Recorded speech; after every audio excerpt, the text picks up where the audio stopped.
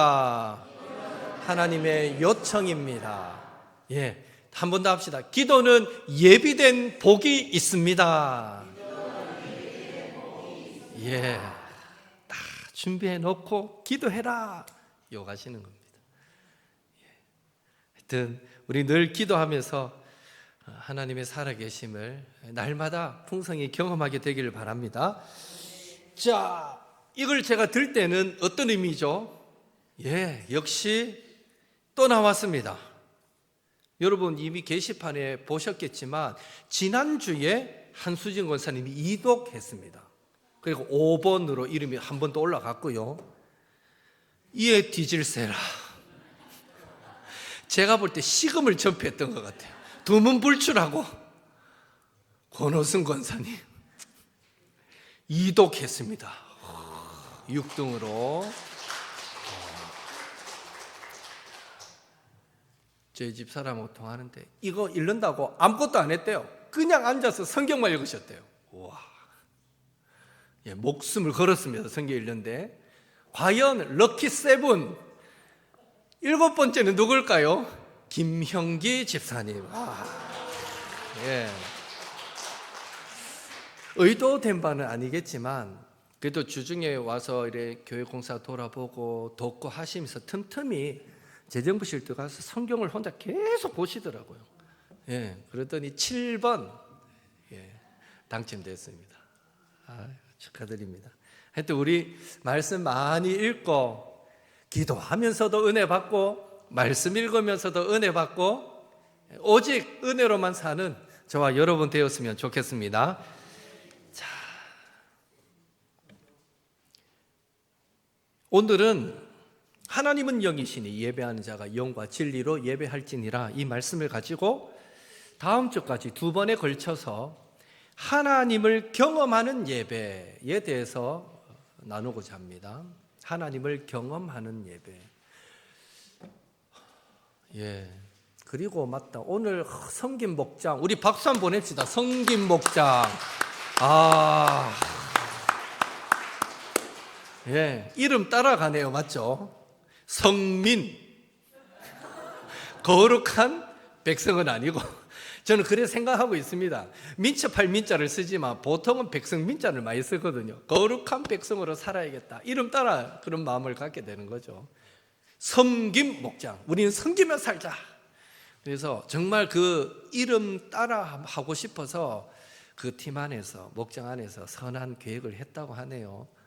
너무 감사합니다. 하나님이 주신 마음이라고 믿습니다. 혹시 그거 먹으면서 또 해라 계속해라 뭐 이러신 분 안 계셨죠? 야 우리도 하자. 저 젊은 사람들한테 우리가 뒤지면 안 되지. 이런 선한 열심들을 꼭 내시기를 바랍니다. 좋습니다. 우리가 생각해 볼 것은 하나님을 경험하는 예배를 나누기 전에 먼저 생각할 것은 하나님이 우리에게 어떻게 자신을 나타내시는가 하는 겁니다.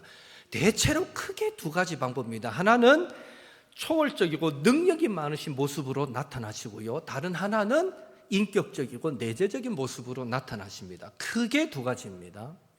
예를 들어서 천지 창조 때 하나님은 천지를 말씀으로 창조하셨죠. 이것은 초월적이고 능력 많으신 하나님의 모습입니다.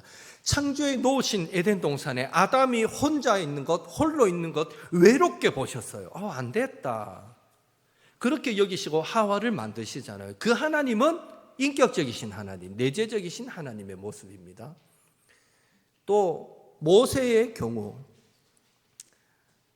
하나님이 출애굽을 위해서 모세를 부를 때 불타는 떨기 나무 가운데서 불러주시죠. 그때는 역시 나무에 불이 붙었는데 계속 타요. 나무는 타지 않는데 불은 계속 일어나요. 이건 초월적이고 능력 있는 모습으로 나타내 주신 것입니다. 그리고 그뿐 아닙니다. 모세를 대할 때는 친구와 같이 대화하였더라. 그래서 또 인격적으로 늘 가까이 회막에서 장막에서 만나주시고 교제해 주시는 하나님의 모습을 봅니다. 여러분 대부분의 성도들이 기대하는 하나님의 모습은 어느 쪽이 가까울 것 같습니까? 잘 모르겠습니까? 한국교회 대부분의 성도들이 기대하고 만나기를 소망하는 하나님은 사실은 막 귀신도 쫓아내시고 병자도 치유하시는 그런 능력의 하나님, 초월적으로 역사하시는, 문제를 해결해 주시는 그런 능력의 하나님일 것입니다. 우리 사랑하는 옥토의 성도님들, 여러분 개인과 가정과 또 일터 위에 이런 초월의 능력의 하나님이 날마다 풍성히 경험되기를 예수님의 이름으로 축복합니다. 하나님은 그런 분입니다. 그런 분이 아닌데 우리가 원하는 게 아니라 하나님은 그런 분입니다. 초월의 능력의 하나님이십니다.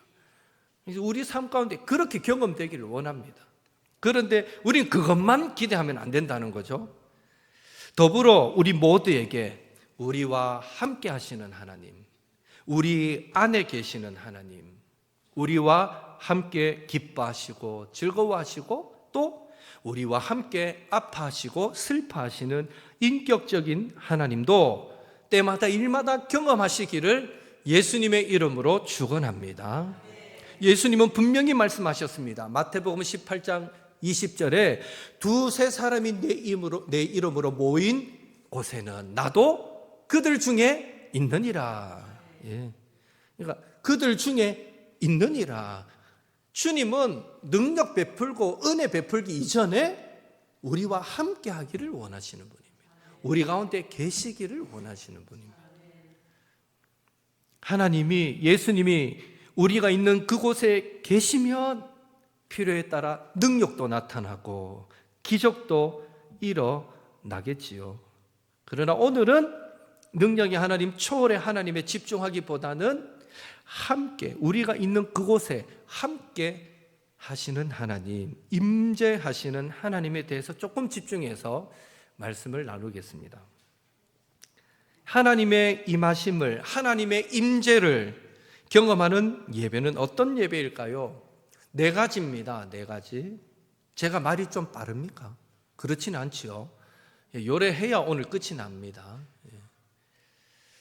첫째로 하나님을 경험하는 예배는 영과 진리로 드리는 예배입니다. 영과 진리로 드리는 예배. 하나님을 경험하는 예배에 있어서 가장 중요한 것은 사실 우리의 마음입니다. 우리의 마음. 오늘 본문, 읽었던 본문은 예수님께서 6번째 남자와 살고 있는 사마리아 여인을 만나 주셨을 때 하신 말씀입니다. 이 여인은, 이 사마리아 여인은 그 사마리아 땅에서도 너무나 큰 죄인이었기에 그곳에 있는 예배 장소에 갈 수도 없었을 것입니다. 왜요? 유대인들은 사마리아 사람들을 상종하지 않죠. 부정하다 여기고 개처럼 여기고. 그런데 그 사마리아 사람들 안에서조차 이 사마리아 여인은 부정한 여인인 거죠. 벌써 지금 6번째 남자와 살고 있으니 좋은 말이 나갈 수가 없는 거죠. 그 사회에서도 환영받지 못하던 여인입니다. 이 여인은 자이든 타이든 간에 사회성도 관계성도 떨어질 수밖에 없는 그런 여인이었습니다. 그런데 예수님과의 대화 중에 나타난 중요한 사실은 이 여인에게는 그리스도를 만나면, 그가 생각하는 그리스도는 지금 예수님은 아니었습니다. 그리스도를 만나면 나의 이 기구한 인생도 회복될 것이다 라는 기대감이 그녀 안에 있었다는 것입니다.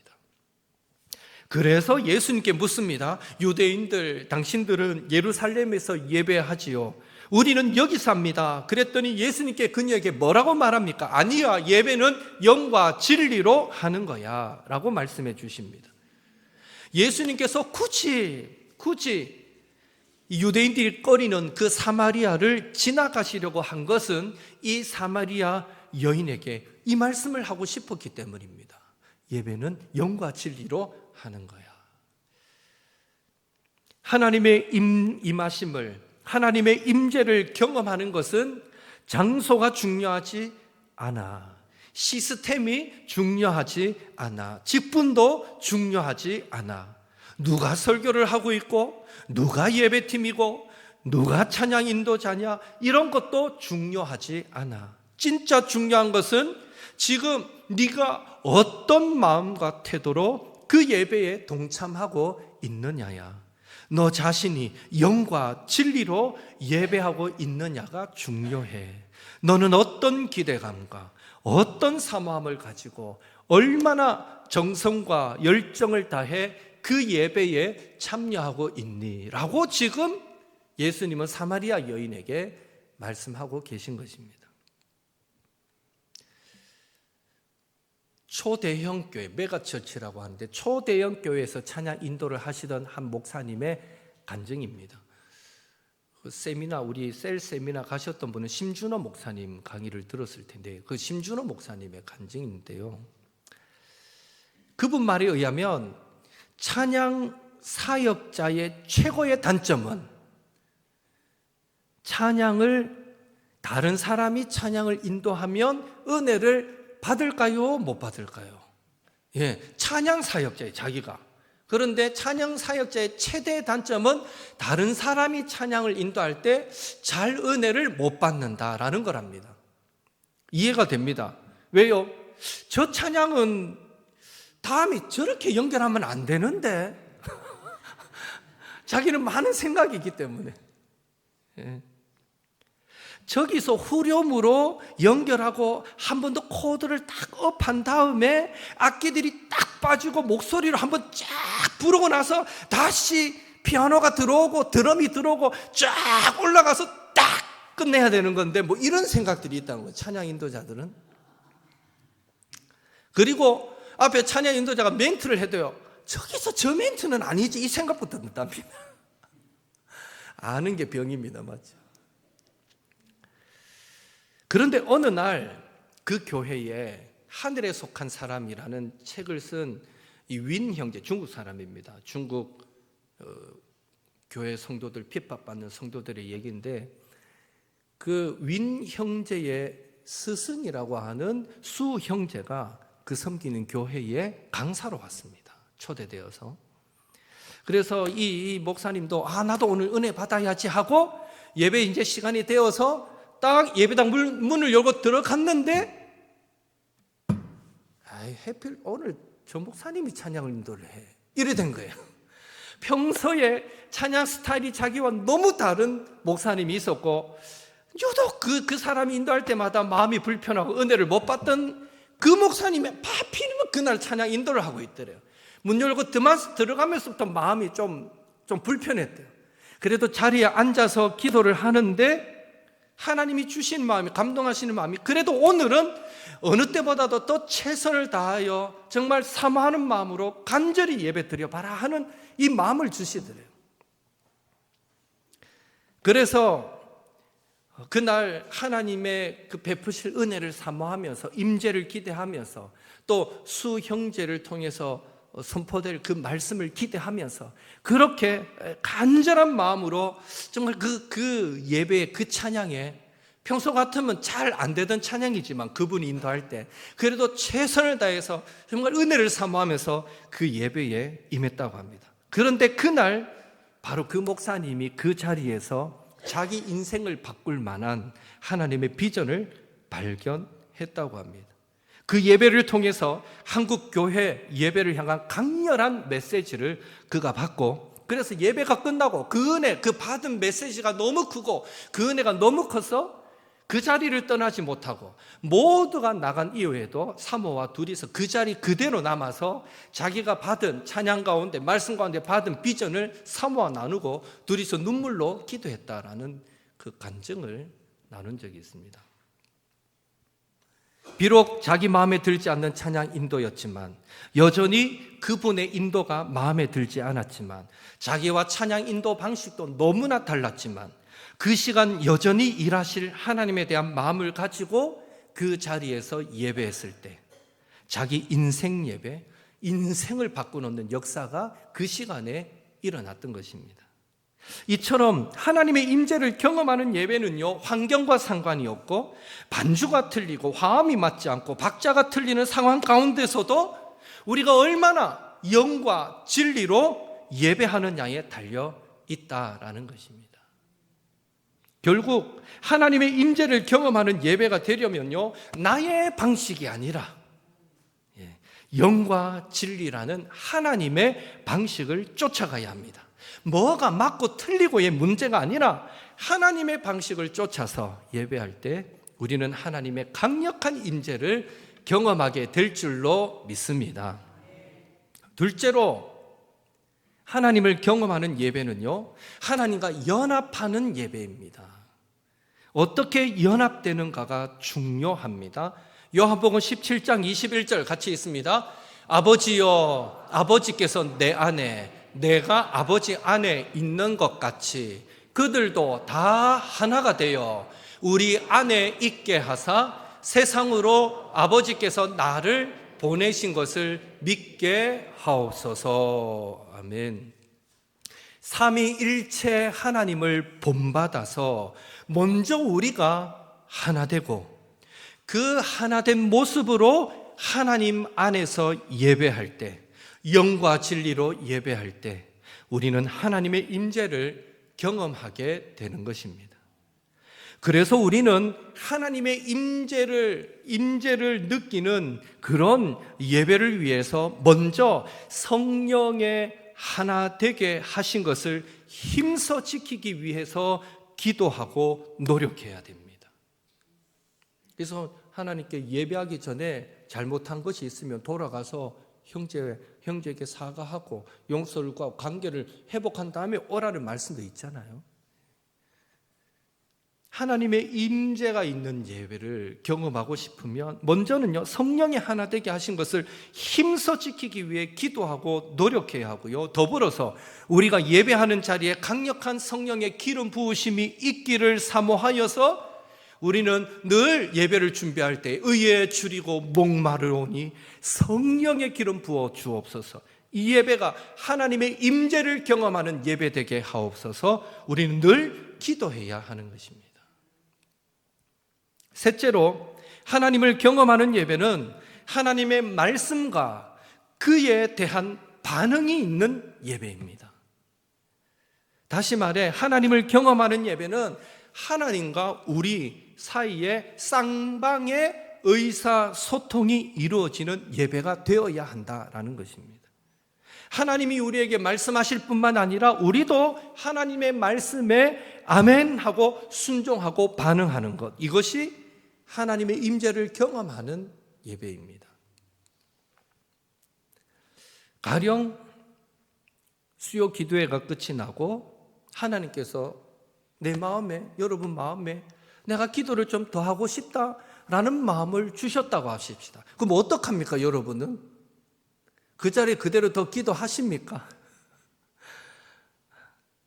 보통은 그렇지 못합니다. 왜요? 남들이 다 가니까. 나도 가야 될 것 같잖아요. 괜히 그 자리, 남들 다 가는데 그 자리에 앉아서 계속 기도하고 있으면 좀 별나다라고 취급받기도 싫고, 또 목사님 빨리 집에 가셔야 되는데 하는 마음도 있고.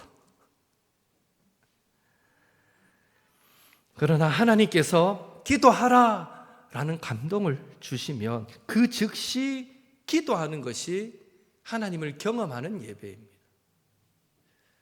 늘 영적으로 민감하게 반응하자는 거죠. 찬양도 마찬가지입니다.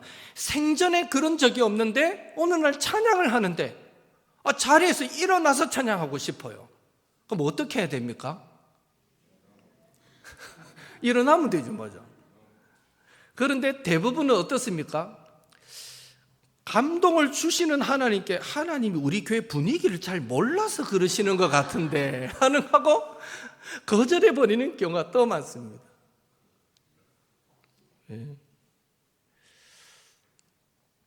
하나님이 감동하시면 필요하면 손을 들고 찬양하고, 꼭 인도자가 손을 들고 합시다 하기 전에 하나님의 감동이 있으면 내가 먼저 손을 들 수 있는 거죠.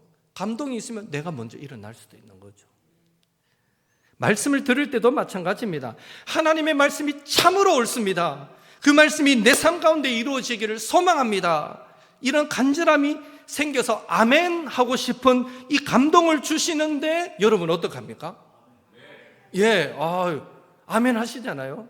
근데 많은 분들이요, 침묵 예배를 방해할까 싶어가지고 아멘을 못합니다. 그냥 하고 삼킵니다. 그러지 마십시오. 아멘 하심으로 하나님께 반응하십시오. 하나님의 말씀에 기꺼이 반응하고 순종할 수 있는 예배, 그것이 하나님의 임재를 쌍방간에 경험하는 그런 예배라고 말할 수 있습니다. 마지막 넷째로, 하나님을 경험하는 예배는 하나님과의 관계를 발견하는 예배입니다. 어떤 관계를 발견하는 것일까요? 하나님이 이웃집 아저씨가 아니라 바로 우리의 아버지가 되신다는 것. 하나님의 임재는 잃어버렸던 우리의 신분을 회복하게 만듭니다.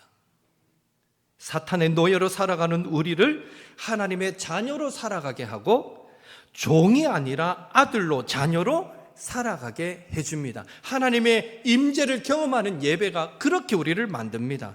하나님의 임재는 하나님을 신뢰하는 정도가 이제는 옆집 아저씨 수준이 아니라 우리 아버지를 신뢰하는 정도로 변화되게 만든다는 것입니다. 여러분, 그런 경험 있으시죠? 삶에 지치고 피곤하여 예배 자리로 나오긴 했지만 하나님을 향한 어떤 기대도 소망도 가지지 못한 채 예배에 올 수 있잖아요. 그런데 어떻습니까? 예배하는 중에, 찬양하는 중에 하나님을 향한 마음이 서서히 열리더니 하나님을 또 온전히 소망하게 되고 바라게 됐던 경험들 있잖아요. 이게 하나님의 임재를 경험하는 예배가 주는 유익입니다. 설령 올 때는 지치고 힘들어 왔을지라도 내가 돌아갈 때는 하나님이 함께 하셔. 그래, 하나님이 함께 하시지. 그래, 힘을 내자. 이게 임재를 경험하는 예배만이 줄 수 있는 유익입니다. 오늘 암송 구절인 고린도전서 13장 11절 무엇입니까? 내가 어릴 때에는 말하는 것이 어린아이와 같고, 깨닫는 것이 어린아이와 같고, 생각하는 것이 어린아이 같다가 장성한 사람이 되어서는 어린아이의 일을 버렸노라. 하나님의 임재를 경험하는 예배가 하나님을 향한 우리의 신뢰를 믿음이 장성한 분량에까지 자라도록 만들어주는 것입니다. 일주일 살면서 우리 생각이 자꾸 어린아이 같은 생각으로 또 막 쪼그라들다가도 하나님의 임재를 경험하는 예배를 통해 또 우리의 믿음은 또 성장해가고 또 자라가게 되는 것입니다. 아들의 예배와 종의 예배가 어떤 차이가 있을까요? 오해 없이 들으십시오. 종의 예배는 웬만해서는 하나님이 임재하신다, 우리 모임 가운데 임재하신다 라는 생각을 잘 하지 못해서 하나님이 임재하실 수 있도록 우리가 뭔가 흔히 속된 말로 푸닥거리를 좀 해야 되겠다라고 생각합니다. 종의 예배가 그렇습니다. 그래서 막 분위기를 만들려고 하고 막 소리도 한번 질러보고 막 그렇게 하면서 하나님이 임재하실 때까지 뭔가를 해야 된다고 생각합니다. 이건 종이 드리는 예배입니다. 다시 말씀드립니다. 하나님이 임재하시면 분위기 좋을 수 있습니다. 그 모임에, 그 예배에, 그 찬양에 내가 함께 속했다라는 것이 말할 수 없이 행복할 만큼 좋을 수 있습니다. 이게 누가 억지로 만들어내는 게 아니라 하나님이 임하시면 충분히 그런 은혜가 있습니다. 그래서 그런 은혜가 잘못됐다는 게 절대 아닙니다. 또 필요하면 하나님 앞에 소리도 지르고 춤도 추고 얼마든지 뜨거운 모양으로 찬양할 수 있고 예배할 수 있습니다. 그런데 아들의 예배, 자녀의 예배는 어떻습니까? 이미 이곳에 와 계시는 하나님이 와 계신다라는 것을 전제하고 드리는 예배입니다.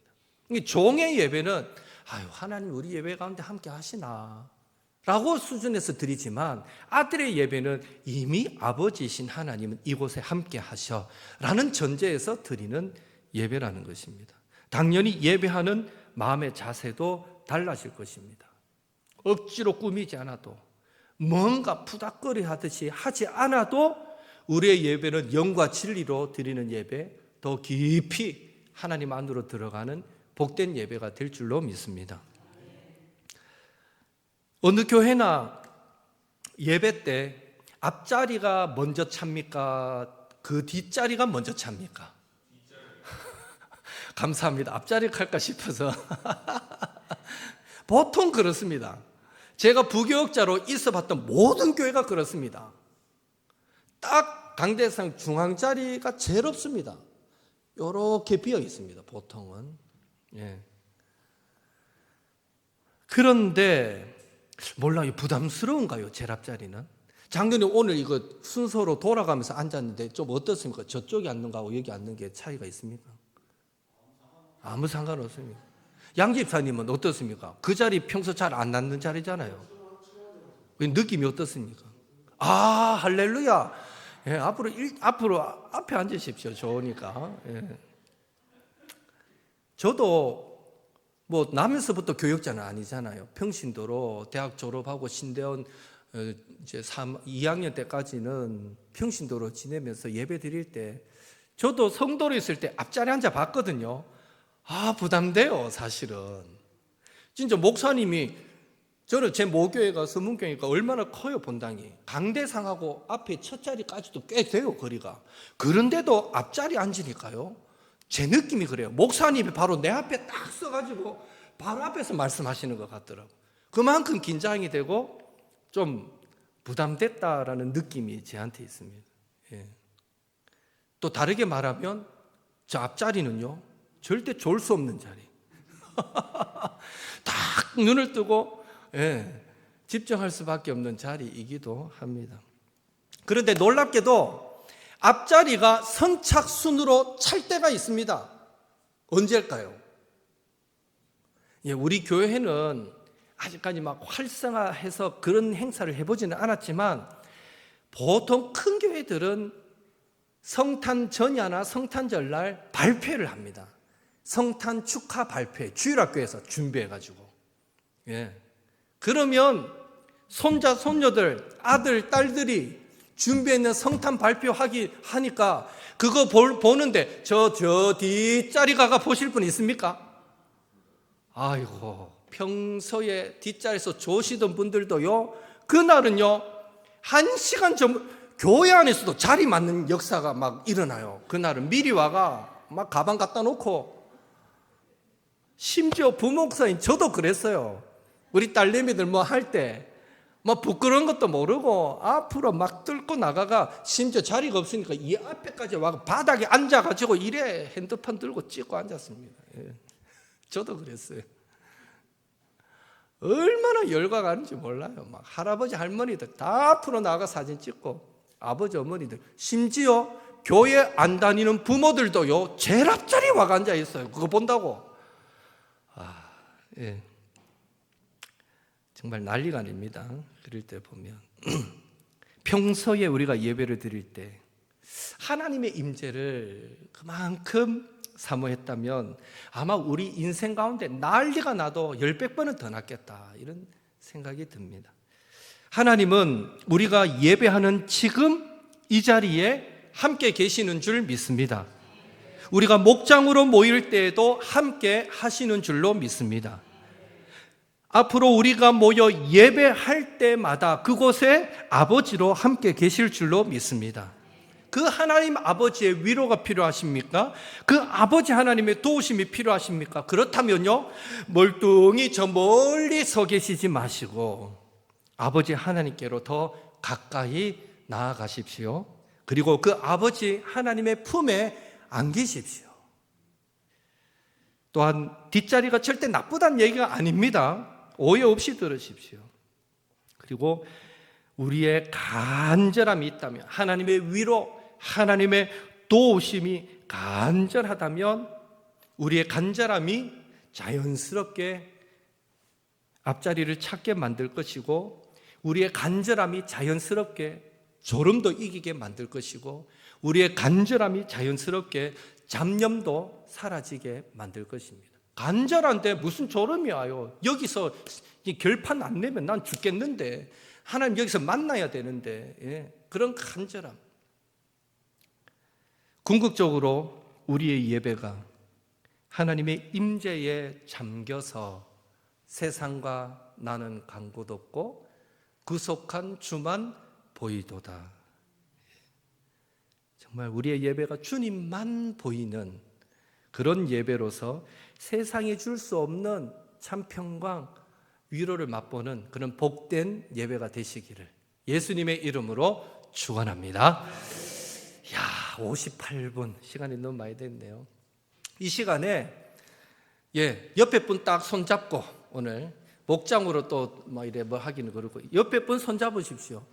빨리 같이 잡고 혼자 계시면 절대 안 됩니다. 옮기십시오. 김영기 집사님 빨리 앞으로 가든지 뒤로 가든지 자리 옮기시고 혼자는 안 됩니다. 딱 손잡으시고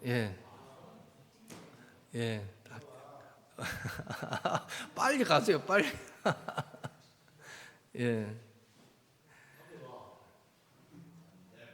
아우 인기 좋다. 서로 오라 하시네 김영기 집사님. 좋습니다. 오늘 뭐 많은 분들을 위해서 우리는 기도 원합니다. 바로 손잡은 그분들 위해서 기도합시다. 하나님, 나도 하나님의 임재를 경험하는 예배를 드려야 되지만 손잡은 사랑하는 집사님, 장로님도 하나님의 임재를 경험하는 예배자가 되게 하여 주옵소서. 우리가 하나님을 경험해야 그 은혜를 체험해야 이 전쟁터 같은 삶을 살아가겠는데, 이 지옥 같은 삶을 승리하며 살아가겠는데, 주여 은혜만이 내가 살 길임을 믿습니다. 우리가 모일 때마다, 예배할 때마다, 교제할 때마다 그곳에 하나님의 강력한 기름 부으심과 인재하심이 경험되어지게 하여 주옵소서. 그 일에 우리를 사용하시고 하나님 은혜 베풀어 주옵소서. 그런 사모하는 마음으로 손 잡으신 분 좌우 옆에 다 있으면 좌우 옆에 분 두 분을 위해서 꼭 기도하시고, 그렇게 우리 함께 합심으로 기도하고 제가 마무리 기도하겠습니다. 같이 기도드리겠습니다.